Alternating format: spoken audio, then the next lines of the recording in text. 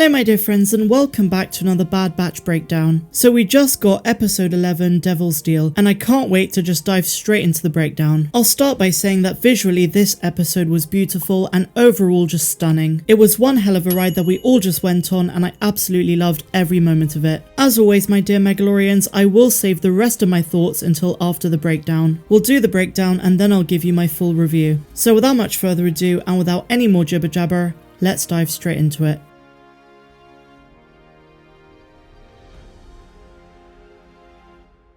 Our episode takes place on Ryloth, and this really took me by surprise because we were expecting next week's episode, which is called Rescue on Ryloth, to take place there instead. So it seems as though this storyline is going to continue in next week's episode. I would say that this episode can appropriately be called a prequel to Star Wars Rebels. It answered so many questions, so let's get straight into it. Now there's a lot to unpack in the opening scene. We see the Empire and Crosshair on the Twi'lek homeworld, and just like last week with Raxus, the Empire is expanding their grip on various planets. We get a lot of huge cameos in the first couple of scenes as well. We see Rampart discuss an agreement with Ord Free Taa, who was a notable senator from the prequels. Ord Free Taa is having a conversation with Hera Syndulla's mother, Eleni. Until now, Hera's mother and childhood overall was something of a mystery. We also get to see her father, Cham Syndulla, who we know very well from numerous episodes of Star Wars Rebels, as well as 2 episodes of the Clone Wars. Now there's clearly a lot of tension between the Syndullas and Ord Free Taa. On the one hand, Cham and Eleni want peace and freedom for Ryloth, especially following the Clone Wars, but Ord Free Taa is very welcoming to the Imperial rule. Ord Free Taa addresses the people of Ryloth very similar to what RV Singh had to do in last week's episode on Raxus, but unlike Singh, Ord Free Taa manages to get through it and promotes the idea of Ryloth being under Imperial rule. He goes as far as saying that with the Empire stepping in, he encourages all Rylothians to step down from their military posts. As you would expect, the Twi'leks were not happy about this. To Eleni's surprise, her husband, although reluctant, tries to see the best in this situation and encourages the people of Ryloth to stand with the Empire, just as they stood by the Republic when it helped them. Now, another significant new character is the clone captain, who we see prominently in this episode. If you guys remember, a month or 2 ago we had an action figure leak for a clone with the exact same armor. It's a new color pattern that we haven't seen before, and while it is similar to the 501st, it's more of a greenish turquoise than the shade of blue that we're used to. The unusual thing is that the commander from the action figure leak is called Captain Ballast, but according to the subtitles and audio description for today's episode, his name is Captain Hauser. Either Hauser is just his first name or there are others in his legion. The most fascinating thing about this clone is the amount of free will that he demonstrates, and I have a hunch that he did not execute Order 66. Throughout the episode, he is torn between his respect for Cham Syndulla, who very much represents the Republic, and his new Imperial overlords who command him. This duality makes me think his inhibitor chip did not go off, and he might have a significant role later on in the series. After all, they wouldn't just make an action figure of him if he wasn't important to the overall show. Another character we see in the crowd of Ryloth, which Crosshair picks up on, is Gobi Glee and his rebels. Although he only appeared twice in the Clone Wars and twice again in Rebels,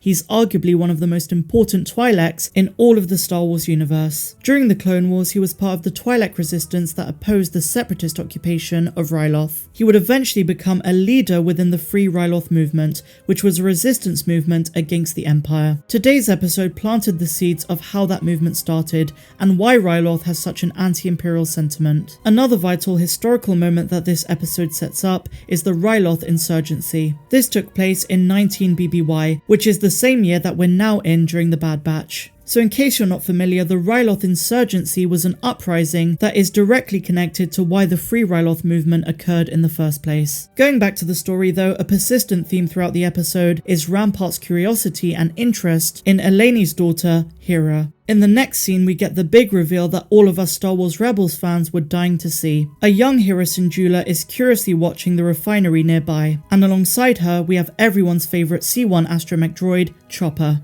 Now, a motif that's repeated throughout the episode is Hera's deep love of flying, and the hopes that she has of one day becoming a pilot. In a big way, this provides a wonderful backstory to what she eventually becomes in Star Wars Rebels. Now in this scene, you'll notice that the music playing in the background is heavily influenced by Leia's theme from A New Hope. On Twitter yesterday, the Kinner brothers did tease that today's episode would include elements of older themes. In this case, I just love how they pay tribute to the amazing John Williams. Now, as we see in the episode, the Twi'lek Twi'leks had to surrender their weapons, but Gobi Glee tells Eleni that he has a contact that can help them acquire more of them. As we learn, the contact is Sid. This is how the Bad Batch are first introduced to the episode, as they are mercenaries for Sid, who sent them to give the Twi'leks their weapons. In a visually stunning journey, Hera and Gobi Glee travel to a nearby Rylothian moon. In the following scene, Omega and Hera get to meet one another, and Omega shows her around the Havoc Marauder. Again, she tells Omega of her dreams of becoming a pilot, a dream which she repeated earlier to her father, but this time she has much more passion. On their way back to Ryloth,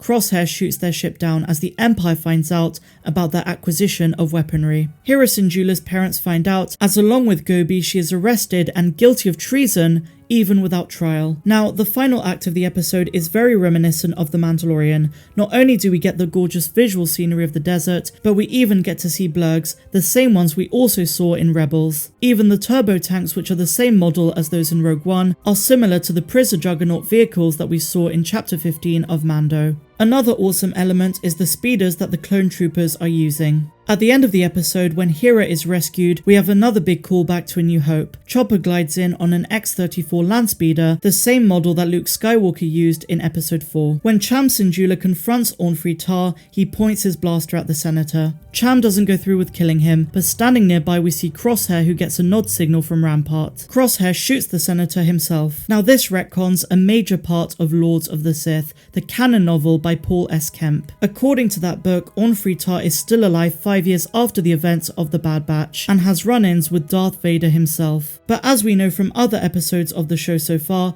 Dave Filoni is not afraid to retcon certain elements of literature. Whether it's the Kanan comics, the Ahsoka novel, or in this case Lords of the Sith, there have been a couple of things that have been retconned. The episode ends with Rampart and his troopers arresting Cham and the rebels, but Hera and Chopper manage to get away. Rampart makes it clear to the clone captain to go after her. Again though guys, it's very clear that this clone is uncertain. Now I have quite a few things to say about this episode. Let's start with the positives. If you're a Star Wars Rebels fan, this episode was right up your alley, and it answered many lingering questions about Ryloth after the Clone Wars and Hera Syndulla's childhood. Visually, as I said at the start of this breakdown, it was stunning, and Lucasfilm outdid themselves with how gorgeous it was to watch. I also love the soundtrack and how it worked so well with the dialogue, the motifs, and the story on the whole. But while I give credit to all of those things that I just mentioned, I wasn't expecting this episode to be so focused on the Rebels instead of the Bad Batch. I can't help but feel that if they wanted to do an episode like this, then they should have made it a little bit longer. And it's like, come on, we're at episode 11 of 16. Now while it is rumoured that we are getting more seasons, we just don't know for certain, because all of that speculation is based on the few hints that we've gotten. But nothing is confirmed yet, so we can't take that as a guarantee. If the show is going to be a single season long, then we need to press on with the story and the Kaminoan subplot, so that the final few episodes do not feel rushed. Having said that, we got some vital pieces of information that served the wider Star Wars timeline. In a way, it felt like a brand new episode of Rebels that was entirely backstory. As for my rating guys, I give this one a 6 out of 10, just because we got Hera and Chopper, which I was super hyped about. I also love that they introduced a new clone captain who I think is going to serve a very important role further down the line. As for where we go from here, I will be making more videos in the week that expand on today's video, but we're definitely going to be getting the Bad Batch rescuing the Rebels next week. Episode 12 is going to be titled Rescue on Ryloth, so that pretty much tells you everything you need to know. But overall, I loved today's episode and it was a lot of fun. I think you need to be in the mindset that this was a Rebels prequel rather than just a Bad Batch episode. Because if I'm honest with you guys, until the Havoc Marauder showed up, I had completely forgotten that this was the Bad Batch. But you guys might have other opinions, so let me know your thoughts in the comments down below. Did you enjoy today's episode and this episode breakdown? If you liked it, please be sure to give me a big fat thumbs up, subscribe to the channel if you're brand new, and a huge welcome if you are, and also be sure to give that bell a good old tickle to be alerted each and every time that I post new videos. Also, my dear friends, if you're feeling generous, please check out my Patreon. You get exclusive access to content that's not found here on YouTube, and there is so much there. So go check it out, the link is in the description. Otherwise, I'm Star Wars Meg, wishing you all a phenomenal rest of the day, no matter where you dwell in the galaxy. Have a good one.